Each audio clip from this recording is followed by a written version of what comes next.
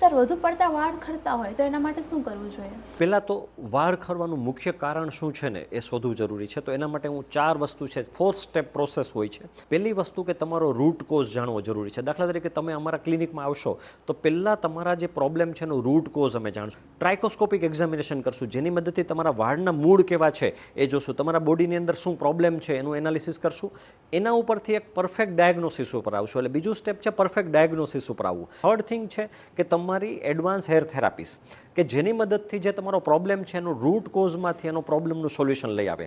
Advance hair therapy છે directly વાળના મૂળમાંથી જશે, નવા વાળ ઉગાડશે, વાળને હેલ્ધી કરશે અને વાળનું સાયકલ પણ ઓકે કરશે અને પતલા વાળને જાડા કરશે અને તમને હેલ્ધી અને એકદમ જે નેચરલ વાળ છે ને પાછા આવી જશે.